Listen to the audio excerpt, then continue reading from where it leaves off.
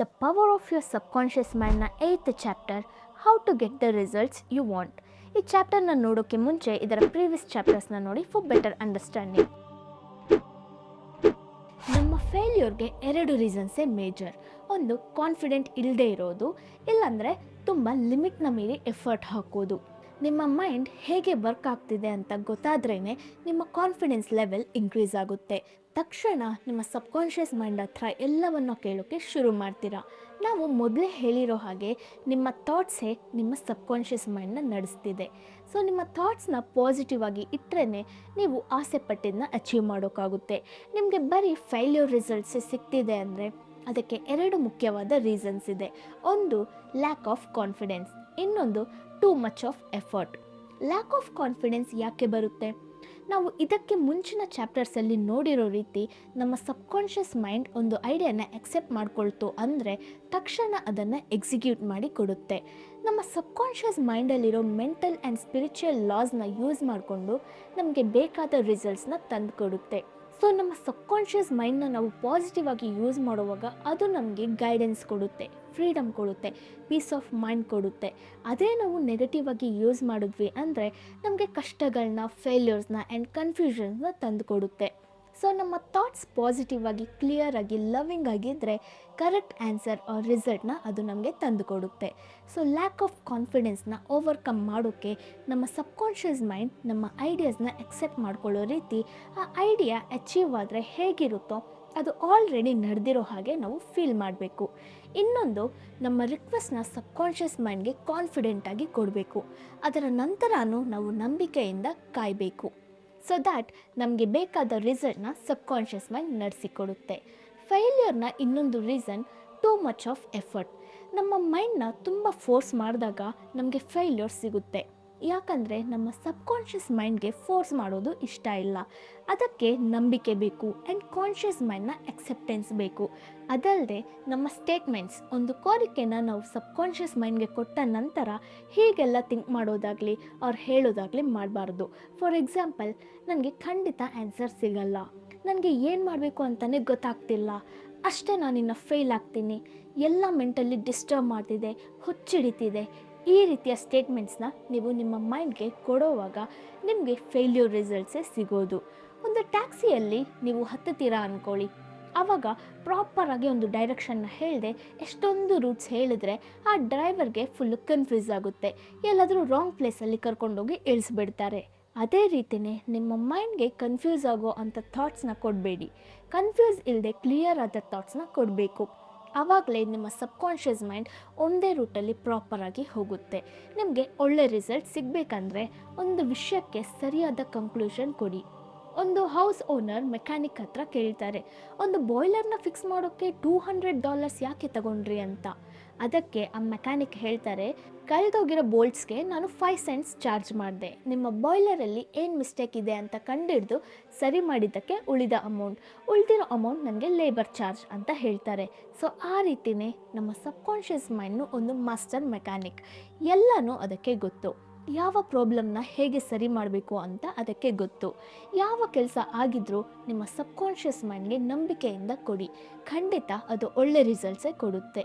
ನಮ್ಮ subconscious ಮೈಂಡಿಂದ wonderful ಆದ response ಸಿಗಬೇಕಂದ್ರೆ ಇಮ್ಯಾಜಿನೇಷನ್ನೇ best way.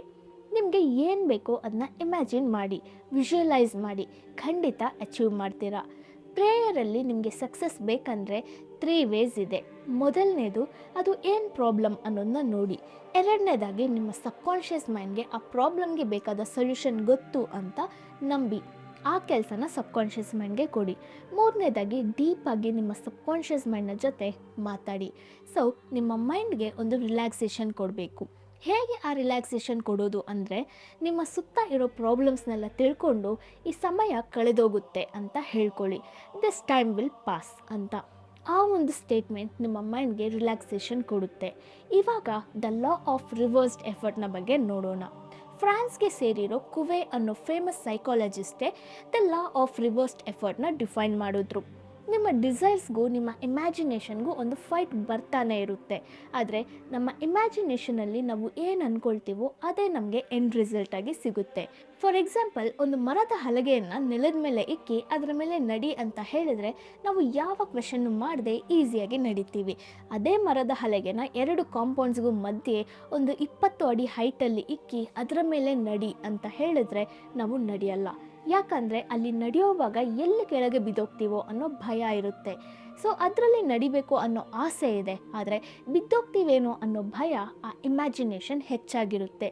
So ಆ ಇಮ್ಯಾಜಿನೇಷನ್ ಏನಿದೆಯೋ ಅದೇ ರಿಯಾಲಿಟಿಯಲ್ಲಿ ಆಗುತ್ತೆ. ಅದರಿಂದ ನಮ್ಮ ಕೋರಿಕೆ ಹಾಗೆ ಸ್ಟಾಪ್ ಆಗಿಬಿಡುತ್ತೆ. ಅದೇ the law of reversed effort. ನಮ್ಮ ಡಿಸೈರ್ಡ್ ಆ್ಯಂಡ್ ನಮ್ಮ ಇಮ್ಯಾಜಿನೇಷನ್ ಇದರಲ್ಲಿ ಯಾವುದು ಸ್ಟ್ರಾಂಗ್ ಆಗಿರುತ್ತೋ ಅದನ್ನೇ ಎಂಡ್ ರಿಸಲ್ಟಾಗಿ ನಮ್ಮ ಸಬ್ಕಾನ್ಷಿಯಸ್ ಮೈಂಡ್ ನಮಗೆ ಕೊಡುತ್ತೆ. ಅದರಿಂದ ಆಚೆ ಬರೋದು ಹೇಗೆ ಅಂದರೆ ಎಫರ್ಟ್ಲೆಸ್ ವೇನೇ ಬೆಸ್ಟ್ ವೇ ಅಂತ ಆಥರ್ ಹೇಳಿದ್ದಾರೆ. ಆದರೆ ನೀವು ಸ್ಲೀಪಿ ಸ್ಟೇಟ್ಗೆ ಹೋಗಿದ ಕೂಡಲೇ ಆ ಫೈಟ್ ಮಾಯ ಆಗೋಗುತ್ತೆ. ಯಾಕೆ ಅಂದರೆ ನೀವು ಎದ್ದಿರೋವಾಗ ನಿಮ್ಮ ಕಾನ್ಷಿಯಸ್ ಮೈಂಡ್ನು ಎದ್ದಿರುತ್ತೆ. ನೀವು ಆಸೆ ಪಡೋದನ್ನ ಕರೆಕ್ಟಾಗಿ ಇಮ್ಯಾಜಿನ್ ಮಾಡೋಕ್ಕೆ ಬಿಡಲ್ಲ. ಹಲವಾರು ಥಾಟ್ಸ್ ಬರ್ತಾ ಇರುತ್ತೆ. ಆದರೆ ನಿದ್ರೆಯಲ್ಲಿರೋವಾಗ ನಿಮಗೆ ಯಾವುದರ ಮೇಲೂ ಕಾನ್ಸಂಟ್ರೇಟ್ ಮಾಡೋಕ್ಕಾಗಲ್ಲ. ಆವಾಗ ಯಾವ ಫೈಟ್ನೂ ಇರಲ್ಲ. ಅದರಿಂದನೇ ನೈಟ್ ಮಲಗೋಕ್ಕೆ ಮುಂಚೆ ಇಮ್ಯಾಜಿನ್ ಮಾಡಿ, ನಿಮ್ಮ ಆಸೆನ ಸಬ್ಕಾನ್ಷಿಯಸ್ ಮೈಂಡ್ನ ಹತ್ರ ಕೇಳಿ ಅಂತ ಹೇಳ್ತಿದ್ದಾರೆ. ನಿಮಗೆ ಬೇಕಾದ ಬೆಸ್ಟ್ ರಿಸಲ್ಟ್ ನಿಮ್ಮ ಹತ್ರನೇ ಇದೆ. ಬೇಡದೇ ಇರೋ ಕನ್ಫ್ಯೂಸಿಂಗ್ ಥಾಟ್ಸ್ನ ನಿಮ್ಮ ಸಬ್ಕಾನ್ಷಿಯಸ್ ಮೈಂಡ್ಗೆ ಕೊಟ್ಟು, ನೆಗೆಟಿವ್ ಥಾಟ್ಸ್ನ ಕೊಟ್ಟು ನಿಮ್ಮ ಫೇಲ್ಯೂರ್ನ ನೀವು ತಗೊಳ್ಬೇಡಿ ಅಂತ ಆಥರ್ ಹೇಳಿದ್ದಾರೆ. ನನಗೆ ಕ್ಯೂರ್ ಆಗಿಬಿಡುತ್ತೆ ಅಂದ್ಕೊಳ್ತೀನಿ, ಐ ಹೋಪ್ ಸೋ ಅಂತ ಹೇಳಿ ನಿಮ್ಮ ಪ್ರೇಯರ್ನ ವೀಕ್ ಮಾಡಬೇಡಿ. ನಾನು ಕ್ಯೂರ್ ಆಗ್ತಾ ಇದ್ದೀನಿ, ನನಗೆ ಕ್ಯೂರ್ ಆಗೋಯ್ತು, ಪರ್ಫೆಕ್ಟ್ಲಿ ನಾನು ಹೆಲ್ದಿಯಾಗಿದ್ದೀನಿ ಅನ್ನೋ ರೀತಿ ಹೇಳಿ. ನೀವು ಸ್ಟೂಡೆಂಟ್ ಆಗಿರೋವಾಗ ಖಂಡಿತ ಇದನ್ನು ಎಕ್ಸ್ಪೀರಿಯೆನ್ಸ್ ಮಾಡಿರ್ತೀರ. ಎಕ್ಸಾಮ್ ಬರೆಯೋಕ್ಕೆ ಹೋಗೋವಾಗ ಚೆನ್ನಾಗಿ ಪ್ರಿಪೇರಾಗಿ ಕ್ಲಿಯರಾಗಿ ಹೋಗ್ತೀರಾ. ಆದರೆ ಕ್ವೆಶನ್ ಪೇಪರ್ನ ನೋಡಿದ ಕೂಡಲೇ ಮೈಂಡ್ ಹಾಗೆ ಬ್ಲ್ಯಾಂಕ್ ಆಗಿಬಿಡುತ್ತೆ. ಹಲ್ಲು ಕಚ್ಕೊಂಡು ಹೋಯ್ತು, ಎಲ್ಲ ಮರ್ತೋಯ್ತು, ಯಾವ ಆನ್ಸರ್ನೂ ನೆನಪಾಗ್ತಿಲ್ಲ ಅನ್ನೋ ರೀತಿ ಮಾತಾಡ್ಕೊಂಡಿರ್ತೀವಿ. ಹಾಗೆ ಟೈಮೆಲ್ಲ ಹೋಗಿಬಿಡುತ್ತೆ. ಆದರೆ ಆ ಎಕ್ಸಾಮ್ ಹಾಲ್ನ ಬಿಟ್ಟು ಆಚೆ ಬಂದಮೇಲೆ ಎಲ್ಲ ಆನ್ಸರ್ಸ್ನು ಕ್ಲಿಯರಾಗಿ ನೆನಪಾಗುತ್ತೆ. ಇದು ಯಾಕೆ ಅಂದರೆ ಎಕ್ಸಾಮ್ ಹಾಲಲ್ಲಿ ಭಯದಿಂದ ನಾವು ನಮ್ಮ ಮೈಂಡ್ನ ಸ್ಟ್ರೆಸ್ ಮಾಡ್ಕೊಳ್ತೀವಿ. ಆದರೆ ಎಕ್ಸಾಮ್ ಹಾಲಿಂದ ಆಚೆ ಬಂದಾಗ ಎಕ್ಸಾಮ್ ಮುಗೀತು ಅಂತ ಒಂದು ಮೆಂಟಲ್ ರಿಲ್ಯಾಕ್ಸೇಷನ್ ಸಿಗುತ್ತೆ. ಆ ರಿಲ್ಯಾಕ್ಸೇಷನಲ್ಲೇ ನಿಮಗೆ ಆನ್ಸರ್ಸ್ ನೆನಪಾಗುತ್ತೆ. ಎಕ್ಸಾಮ್ ಹಾಲಲ್ಲಿ ನಾವು ಆನ್ಸರ್ ಗೊತ್ತಾಗಬೇಕು ಅಂತ ತುಂಬ ಎಫರ್ಟ್ ಹಾಕ್ತೀವಿ. ಆ ಎಫರ್ಟೇ ನಮಗೆ ಫೇಲ್ಯೂರ್ನ ಕೊಡುತ್ತೆ. ಇದರಿಂದ ನಮಗೆ ಏನು ಗೊತ್ತಾಗುತ್ತೆ ಅಂದರೆ ನಾವು ನಮ್ಮ ಮೈಂಡ್ನ ಫೋರ್ಸ್ ಮಾಡಿದ್ರೆ ಫೇಲ್ಯೂರೇ ಎಂಡ್ ರಿಸಲ್ಟಾಗಿ ಸಿಗುತ್ತೆ. ಇವಾಗ ನಮ್ಮ ಆಸೆ ಆ್ಯಂಡ್ ಇಮ್ಯಾಜಿನೇಷನ್ಸ್ಗಿರೋ ಫೈಟ್ನ ಹೇಗೆ ಸಾಲ್ವ್ ಮಾಡ್ಕೊಳ್ಬೇಕು ನೋಡೋಣ. ಯಾವಾಗ ನಾವು ಮೈಂಡ್ನ ಫೋರ್ಸ್ ಮಾಡ್ತೀವಿ, ನಾವು ಒಂದನ್ನು ಆಸೆ ಪಟ್ಟು ಅದು ನಡೀದೇ ಇರೋಕ್ಕೆ ಆಗೋ ಅಬ್ಸ್ಟ್ಯಾಕಲ್ಸ್ನ ಬಗ್ಗೆ ಮೊದಲೇ ಥಿಂಕ್ ಮಾಡೋವಾಗಲೇ ನಮ್ಮ ಮೈಂಡ್ನ ಫೋರ್ಸ್ ಮಾಡ್ತೀವಿ. ಅದೇ ಮೈಂಡ್ ಆ ಎಂಡ್ ರಿಸಲ್ಟ್ನ ನಾನು ಅಚೀವ್ ಮಾಡೇ ಮಾಡ್ತೀನಿ ಅಂತ ಡಿಸೈಡ್ ಆಗಿಬಿಟ್ರೆ ಮಿಡಲಲ್ಲಿ ಬರೋ ಯಾವ ಅಡೆತಡೆಗಳನ್ನೂ ಅದೊಂದು ದೊಡ್ಡ ವಿಷಯವಾಗಿ ಕನ್ಸಿಡರೇ ಮಾಡಲ್ಲ. ಈ ಸ್ಟೇಟ್ ಆಫ್ ಮೈಂಡಲ್ಲಿ ಕಾನ್ಷಿಯಸ್ ಆ್ಯಂಡ್ ಸಬ್ಕಾನ್ಷಿಯಸ್ ಮೈಂಡ್ ಒಟ್ಟಾಗಿ ಐಡಿಯಾನ ಅಕ್ಸೆಪ್ಟ್ ಮಾಡಿಬಿಡ್ತು ಅಂತ ಅರ್ಥ. ಇವೆರಡು ಫೈಟ್ ಮಾಡದೆ ಇರೋಕ್ಕೆ ಒಂದೇ ದಾರಿ. ಏನಂದರೆ ನಾವು ಮಲ್ಗೋಕ್ಕೆ ಮುಂಚೆ ಆ್ಯಂಡ್ ಬೆಳಗ್ಗೆ ಎದ್ದ ನಂತರ ಇರೋ ಡ್ರೌಸಿ ಆ್ಯಂಡ್ ಸ್ಲೀಪಿ ಸ್ಟೇಟಲ್ಲಿ ನಮ್ಮ ಐಡಿಯಾನ ಕನ್ವೆ ಮಾಡೋದೇ ಒಂದೇ ದಾರಿ. ಯಾಕಂದರೆ ಆ ಟೈಮಲ್ಲಿ ಕಾನ್ಷಿಯಸ್ ಮೈಂಡ್ ಆ್ಯಕ್ಟಿವ್ ಆಗಿರಲ್ಲ, ಸಬ್ಕಾನ್ಷಿಯಸ್ ಮೈಂಡೇ ಆ್ಯಕ್ಟಿವ್ ಆಗಿರುತ್ತೆ. ಸೊ ಈಸಿಯಾಗಿ ಅದು ನಮ್ಮ ಐಡಿಯಾನ ಅಕ್ಸೆಪ್ಟ್ ಮಾಡ್ಕೊಳ್ಳುತ್ತೆ. ಇವಾಗ ನೋಡೋ ಎಕ್ಸಾಂಪಲಲ್ಲಿ ಒಂದು ಯಂಗ್ ಲೇಡಿ ಹೇಗೆ ಅವರ ಡಿಸೈರ್ ಆ್ಯಂಡ್ ಇಮ್ಯಾಜಿನೇಷನ್ಗೂ ಇದ್ದ ಕಾಂಟ್ರವರ್ಸಿನ ಕರೆಕ್ಟ್ ಮಾಡಿ ಡಿಸೈರ್ನ ಅಚೀವ್ ಮಾಡಿದ್ರು ಅನ್ನೋದನ್ನ ನೋಡೋಣ. ಕೋರ್ಟಲ್ಲಿ ನಡೀತಿರೋ ಅವರ ಕೇಸಲ್ಲಿ ಅವ್ರಿಗೆ ಫೇವರೇಬಲ್ ಆಗಿ ನ್ಯಾಯ ಸಿಗಬೇಕು ಅನ್ನೋದು ಅವರ ಆಸೆ. ಆದರೆ ಅವರ ಇಮ್ಯಾಜಿನೇಷನಲ್ಲಿ ಆ ಕೋರ್ಟ್ ಕೇಸಲ್ಲಿ ಅವರು ಸೋತೋಗೋ ಹಾಗೆ, ಅದರಿಂದ ಅವರು ಬಡತನಕ್ಕೆ ತಳ್ಳೋ ಹಾಗೆ ಕಾಂಟ್ರವರ್ಷಿಯಲ್ ಆಗಿದೆ. ಆ ಕೇಸ್ನು ಕಾಂಪ್ಲಿಕೇಟೆಡ್ ಆಗಿದ್ದರಿಂದ ಯಾವ ರೂಟಲ್ಲೂ ಹೋಗದೆ ಪೋಸ್ಟ್ಪೋನ್ ಆಗ್ತಾನೆ ಇತ್ತು. ಆ ಟೈಮಲ್ಲಿ ಆ ಲೇಡಿ ಆಥರ್ ಜೋಸೆಫ್ ಮರ್ಫಿಯ ಸಜೆಷನ್ನ ಪ್ರಕಾರ ಅವರ ಇಮ್ಯಾಜಿನೇಷನ್ನ ಸರಿಪಡಿಸ್ಕೊಳ್ತಾರೆ. ಡೈಲಿ ಮಲಗೋಕ್ಕೆ ಮುಂಚೆ ಆ್ಯಂಡ್ ಬೆಳಗ್ಗೆ ಎದ್ದ ನಂತರ ಇರೋ ಟೈಮಲ್ಲಿ ಆ ಸ್ಲೀಪಿ ಸ್ಟೇಟಲ್ಲಿ ಅವರು ಆ ಕೋರ್ಟ್ ಕೇಸಲ್ಲಿ ವಿನ್ ಆಗೋ ಹಾಗೆ, ಅವ್ರಿಗೆ ಫೇವರಬಲ್ ಆದ ರಿಸಲ್ಟ್ ಬರೋ ರೀತಿ ಇಮ್ಯಾಜಿನೇಷನ್ ಮಾಡ್ಕೊಳ್ಳೋಕ್ಕೆ ಶುರು ಮಾಡಿದ್ರು. ಆ ಇಮ್ಯಾಜಿನೇಷನ್ ಎಷ್ಟು ಡೀಟೇಲ್ಡ್ ಆಗಿ ಇತ್ತು ಅಂದರೆ ಆ ಕೋರ್ಟ್ನ ಕೇಸ್ ಮುಗಿದ ನಂತರ ಅವರ ಅಡ್ವೊಕೇಟ್ ಹೊರಗೆ ಬಂದು ಅವರ ಕೋರ್ಟ್ ಕೇಸ್ ಸೆಟಲ್ ಆಯಿತು, ನಿಮಗೆ ಫೇವರಬಲ್ ಆದ ರಿಸಲ್ಟ್ ಬಂದಿದೆ ಅಂತ ಸಂತೋಷವಾಗಿ ಸ್ಮೈಲ್ ಮಾಡಿಕೊಂಡು ಅವರ ಬಾಡಿ ಲ್ಯಾಂಗ್ವೇಜ್, ಅವರ ವಾಯ್ಸ್ ಇದೆಲ್ಲವನ್ನು ಇಮ್ಯಾಜಿನ್ ಮಾಡಿಕೊಂಡ್ರು. ಈ ರೀತಿ ಕೆಲವು ವೀಕ್ಸ್ ಕಂಟಿನ್ಯೂ ಮಾಡ್ತಿದ್ರು. ಕೆಲವು ವಾರಗಳ ನಂತರ ಅವರು ಇಮ್ಯಾಜಿನ್ ಮಾಡಿರೋ ರೀತಿಯೇ ಆ ಕೋರ್ಟ್ ಕೇಸ್ ಅವ್ರಿಗೆ ಫೇವರಬಲ್ ಆಗಿ ಸೆಟಲ್ ಆಯಿತು. ಅವರು ಇಮ್ಯಾಜಿನ್ ಮಾಡಿರೋ ರೀತಿಯೇ ಆ ಅಡ್ವೊಕೇಟ್ ಅವ್ರ ಹತ್ರ ಬಂದು ಕೋರ್ಟ್ ಕೇಸ್ ನಿಮಗೆ ಫೇವರಬಲ್ ಆಗಿ ಸೆಟಲ್ ಆಯಿತು ಅಂತ ಅದೇ ಬಾಡಿ ಲ್ಯಾಂಗ್ವೇಜಲ್ಲಿ ಅವರು ಇಮ್ಯಾಜಿನ್ ಮಾಡಿರೋ ರೀತಿಯೇ ಹೇಳಿದ್ದಾರೆ.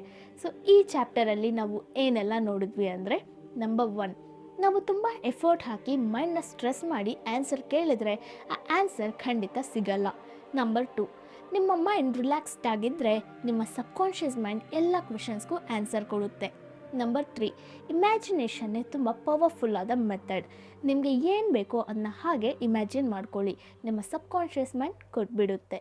ನಂಬರ್ 4, ನಿಮ್ಮ ಆಸೆಗಳಿಗೂ ನಿಮ್ಮ ಇಮ್ಯಾಜಿನೇಷನ್ಗೂ ಫೈಟ್ ಬರಬಾರ್ದು ಅಂದರೆ ನೀವು ನಿದ್ರೆಯಲ್ಲಿರೋವಾಗ ಇಮ್ಯಾಜಿನ್ ಮಾಡಬೇಕು. ಇಮ್ಯಾಜಿನ್ ಮಾಡಿಕೊಂಡು ಮಲಗಿಬಿಟ್ರೆ ನಿಮ್ಮ ಸಬ್ಕಾನ್ಷಿಯಸ್ ಮೈಂಡ್ ನಿಮ್ಮ ಇಮ್ಯಾಜಿನೇಷನ್ನ ನಿಜ ಮಾಡುತ್ತೆ. ಸೊ ನೆಮ್ಮದಿಯಾಗಿ ಮಲ್ಕೊಂಡು ಖುಷಿಯಾಗಿ ಬೆಳಗ್ಗೆ ಎದ್ದೇಳಿ. ಈ ವಿಡಿಯೋ ನಿಮಗೆ ಇಷ್ಟ ಆಗಿದ್ದರೆ ಮಿಸ್ ಮಾಡದೆ ಲೈಕ್ ಮಾಡಿ. ಆ್ಯಂಡ್ ನೀವು ನಿಮ್ಮ ಲೈಫಲ್ಲಿ ಒಂದು ವಿಷಯ ಬೇಕು ಅಂತ ತುಂಬ ಕೋರ್ಕೊಂಡು ಅದಕ್ಕೆ ನೀವು ತುಂಬ ಎಫರ್ಟ್ ಹಾಕಿ ಅದು ಆಗದೆ ಇದ್ದಿದೆಯಾ, ಆ್ಯಂಡ್ ಯಾಕೆ ಹಾಗಾಯಿತು ಅಂತ ನೀವು ಅಂದ್ಕೊಳ್ತೀರಾ ಅನ್ನೋದನ್ನ ಕಮೆಂಟ್ ಮಾಡಿ. ಈ ಬುಕ್ನ ಕಂಪ್ಲೀಟ್ ಚಾಪ್ಟರ್ಸ್ನ ಮಿಸ್ ಮಾಡದೇ ಇರೋಕ್ಕೆ ಚಾನಲ್ನ ಸಬ್ಸ್ಕ್ರೈಬ್ ಮಾಡ್ಕೊಳ್ಳಿ. ನಿಮ್ಮನ್ನ ನೆಕ್ಸ್ಟ್ ವೀಡಿಯೋದಲ್ಲಿ ಮೀಟ್ ಆಗ್ತೀನಿ. ಅಂಟಿಲ್ ದೆನ್ ಟೇಕ್ ಕೇರ್, ಬಾಯ್.